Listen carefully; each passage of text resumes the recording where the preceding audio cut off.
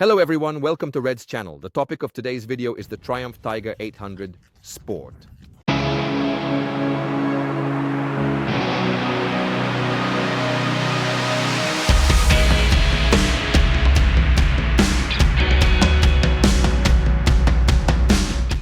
Well, yes, last October, Triumph stirred up quite a buzz with a social media post that showed just a tank and the number 800.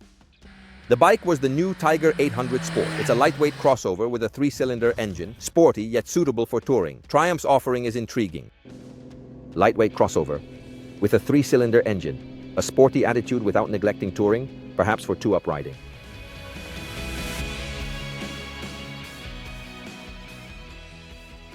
The recipe that Triumph is putting on the table is definitely interesting. Also because the Tiger 800 Sport fits into a segment where it has few competitors. The Tiger 800 and 660 inkly enhanced every part. But in reality, behind this project, there's much more than just an increase in displacement. Inkly improved every bike part, more than aesthetics suggest. The idea is to fit into the segment where they operate. Currently, the Yamaha Tracer 9 and the BMW F900 XR, but also, why not, the KTM 890 SMT. How does Triumph fit in? Well, first of all, it does so with the new 3-cylinder engine with regular firing. So, it has the same layout as the 660 and the 765, but in this case, it's increased to 800cc. This increase in displacement was achieved by enlarging both the bore and the stroke. The engine delivers 115 horsepower and a torque of 84 Nm at 8,500 RPM. But the important thing is to understand how Triumph has shaped the torque curve of this engine. The evolution from the 660 also mainly concerns the upper part of the bike. It has been modified in design and dimensions to provide better protection for both the rider and the passenger. The windscreen is adjustable in height with just one hand. The side panels, these are wider and come with deflectors next to the windscreen to redirect the airflow around the sides of the torso. The seat is also wider compared to the one on the 660. The equipment is of good quality and ultimately offers what you would expect from a bike like this. There are 3 riding modes available. Rain, road, sport modes are managed by an electronic throttle and a 6-axis inertial platform, which oversees traction control and cornering ABS. The electronics are complete even though they are simple in terms of parameters. It's worth noting that there isn't a user mapping, but in fact all the riding modes can be customized by choosing the throttle response and the level of traction control. The touring enthusiast will be pleased with the presence of cruise control. Another feature that travelers might appreciate is the 28-liter side bags. They are symmetrical, each capable of holding a full-face helmet. And the tank has a capacity of 18.5 liters, promising a range of 390 kilometers. On the topic of the chassis, the 800 inherits the steel frame from the 660, but the dimensions of the chassis are different. Slightly more open, as it should be, given that the performance is greater. And the suspension system has also evolved because the Showa fork is now adjustable for both rebound and compression. And the monoshock is adjustable for rebound, but it also offers remote preload adjustment, which is very useful on bikes like these that frequently change load and setup. The discs are 310mm and the radial calipers are branded Triumph, but we know they are made by Kota.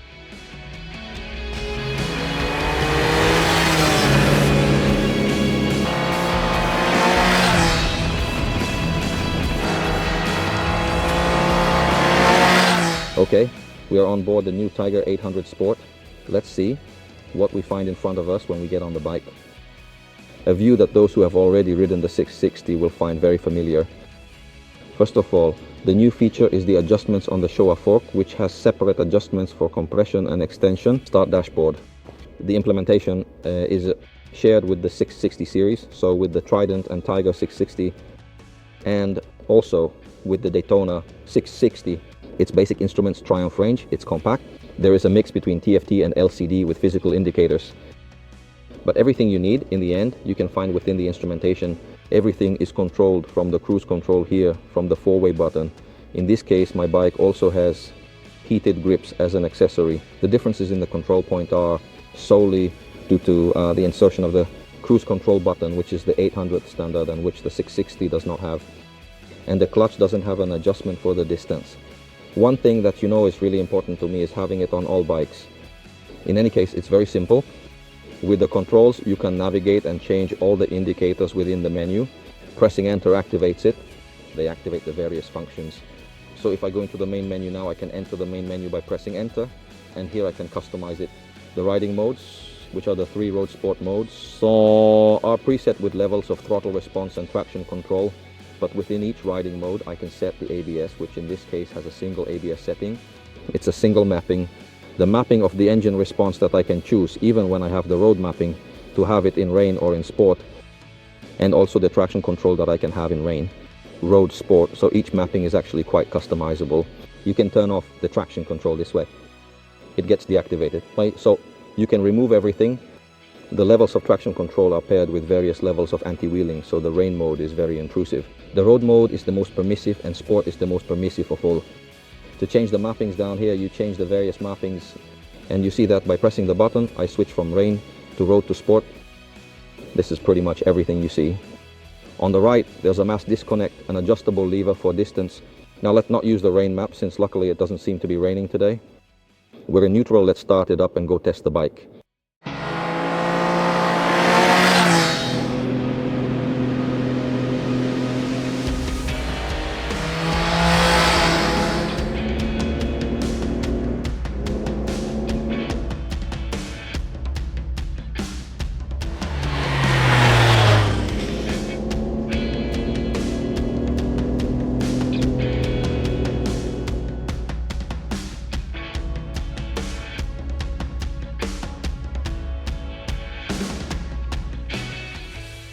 From here, from this hotel lobby where you can see this beautiful, very clean Tiger 800 Sport parked. So let's say it's better to make the final comments here from the warmth of the hotel lobby. You see me dressed casually because I've already taken a beating from the rain. We really got soaked this afternoon just to keep the continuity with the test for 2024, the first test for 2025. Rightly so, it had to be wet. It was a thorough test because throughout the day we encountered really everything. It should have been wet, of course.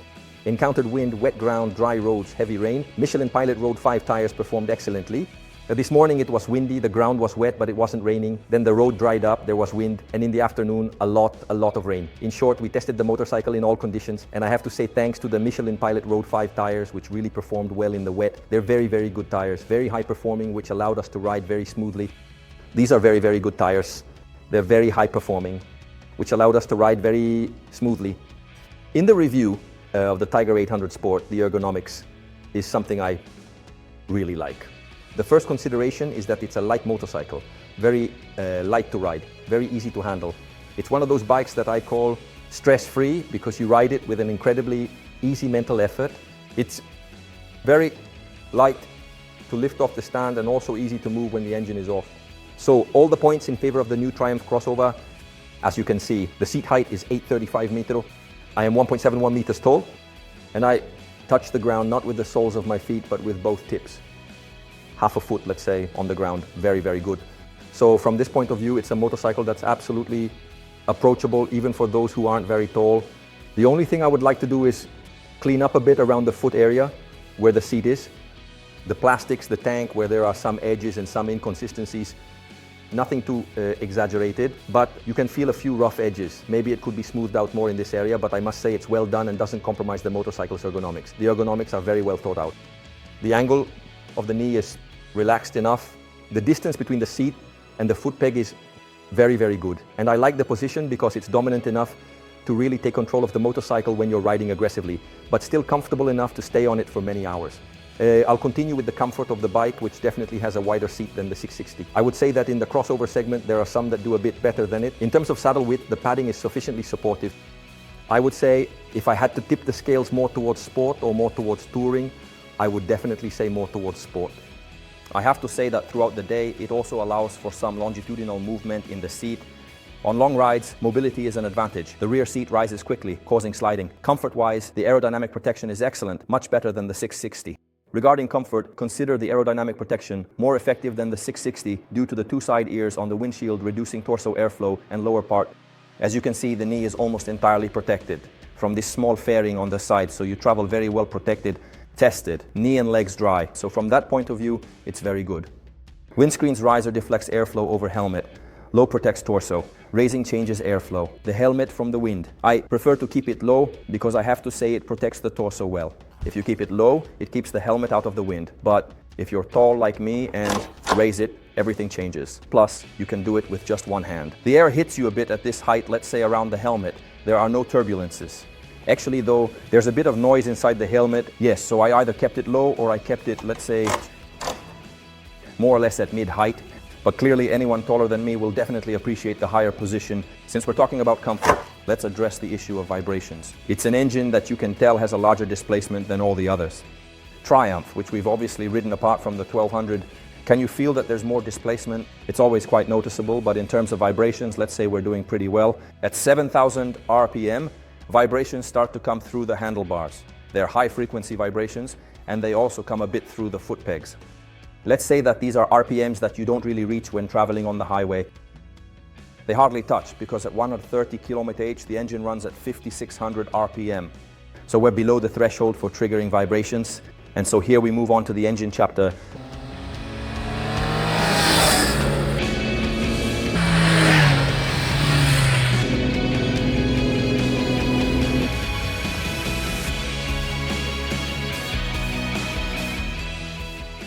Anyone who thinks this is just a pumped up 660 is mistaken, because this 800 is truly a new engine. We're talking about a different head, different valves, different camshafts, different pistons, because both the bore and the stroke change. The sprocket is 48 teeth, not 51. The engine and fuel system differ. 6060 has one throttle body, 800 has three. I like the engine. It's the bike's strong point due to Triumph's torque work. Beyond the 84 nanometer peak, Triumph filled the torque curve in low to mid-range. In short, it's really a different engine. In my opinion, it's the strong point of the bike because Triumph has done a great job with the torque. Beyond the maximum number, I mean the peak of 84 nanometer, Triumph has really tried to fill out the torque curve as much as possible in the low to mid RPMs. In fact, if you look at the graph, you'll see that there's almost no dip. It's almost a straight line. So, right from the lower RPMs, we already have almost maximum torque, which you can feel because this engine has a lot of pull down low. It's very smooth. I have to say that in this 800, I find many things that I would also like to see in the new Street Triple. If it ever arrives, 765, I mean, the torque down low maybe, a bit less top-end power, a bit less aggression at high RPMs. It makes you enjoy. Something I would also like to find on the 765. Eventually, if they arrive, it's the throttle management, which is really top-notch here. I really like the mappings, well spaced out. Among them, rain, road, and sport. I rode a lot in road. Even in rain, the throttle management is always on point, always precise. In sport, the engine is nice, aggressive. I like to call it crispy, never out of place. The connection between the throttle and the rear wheel is always very direct. And I have to say, the engine braking finally has excellent management. You know, we are always critical about engine braking, but on the last Tiger, they had done a great job. And here too, the bike flows. It does not have an excess of engine braking, which translates into having little on off, indeed almost nothing practically in all the mappings. They did an excellent job with the quick shifter, which works great when you're using the road map and just cruising around. I believe it's one of the best quick shifters out there right now. Always the right cut. It never pushes, really. Excellent level. When you go under load, the quick shifter becomes very fast. Even in sport mode, there are some revs with long cuts, but the gearbox is excellent. I have to say they really did an excellent job on the gearbox. Does it make it enjoyable to use the quick shifter even when you're riding the bike casually? Isn't easily found on the bikes that are out there, because often quick shifters work well when you're going slow. They work well. When you go fast, it's always a bit like a short blanket. Here, in my opinion, they've managed to find a beautiful compromise. The electronic package with all the mappings is very well differentiated. I like them. I have to say, I've used the road mode a lot and I've used the sport mode a lot. In sport mode, the engine really delivers a lot of pull, a lot of power down low, and a lot of mid-range power. Let's say that the range from 3,000 to 7,000 RPM is really strong. Maybe it doesn't reach the power of the 890 Yamaha, but we're really close, especially because the bike is very light and very responsive.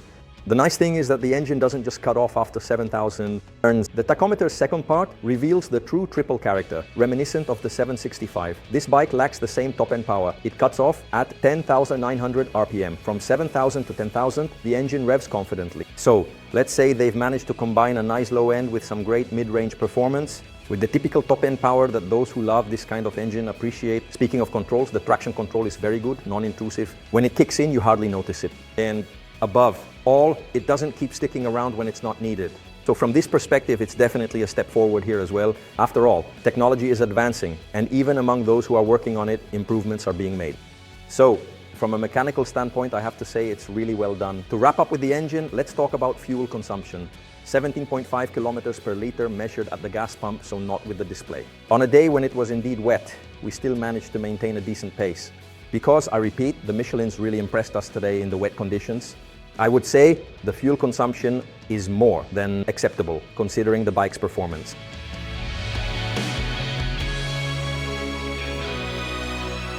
Wrap up with the handling. The bike is extremely balanced, super easy, super agile. You know how we comment on Tryon, right?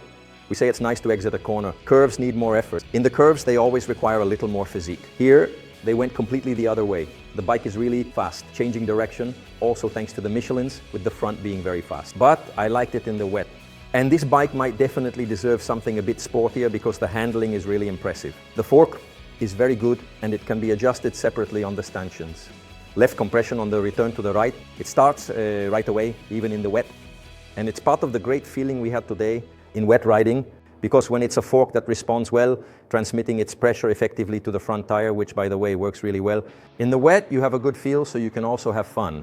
It starts well, but when you push it, it feels controlled in its dive. Showa did an excellent job. The rear follows nicely, the bike is balanced, moving evenly on both axes. I wish the mono was more restrained. The rear follows, the bike is balanced, moving evenly on both axes. When you start to push a bit, maybe the rear shock, I would have liked it to be a little more restrained, but I think you can also play around with the settings since the rebound can be adjusted. I also tried the bike with the saddlebags, which weigh about 12 kilo. You hardly feel them, I must say.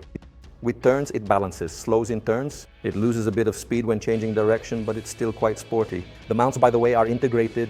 The tail is very sleek, so the bags fit very well on the bike and don't cause much hassle. So the handling is something I really liked. The brakes, excellent level. Let's say that the front brake maybe has a pressure point a bit dry. Power is ample, especially in the rear. But really, we're just splitting hairs, almost getting into personal tastes. There's plenty of power, especially in the rear.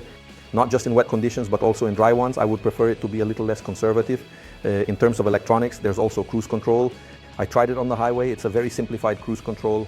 You hit the button, it turns on. Hit the button again to set the speed. But you can't adjust the speed with the buttons. It is what it is, and it stays that way. You can turn it off with the extra travel, but in the end, let's say it does what it needs to do. Things that can be improved, in my opinion. The instrumentation actually has everything you need inside, except it doesn't show you the mapping that you've selected. And so that's a bit annoying. You always have to call it up with the button to see what you had on, but that can be overlooked. Let's say that maybe the motorcycle, for what it is, for what it offers, and for the segment it fits into. Maybe it deserved a slightly more premium instrumentation, and the clutch lever, in my opinion, deserves to have distance adjustment as well. Clutch, which also works very well as an anti-hopping clutch. It is clear that Triumph positions this bike in the crossover sport touring category. It's more sport than touring. Foot pegs lack rubber coverings, transmitting more vibrations. The seat is narrower and the passenger sits lower. The footrests, as you can see, do not have, for example, the rubber coating. They transmit vibrations a little more. Let's say the seat is a bit narrower, and especially the passenger has a noticeable drop in height compared to the rider. The passenger position is a bit exposed, which I plan to check in a comparison, because today I only got on for a short time. Let's say it was a very quick test,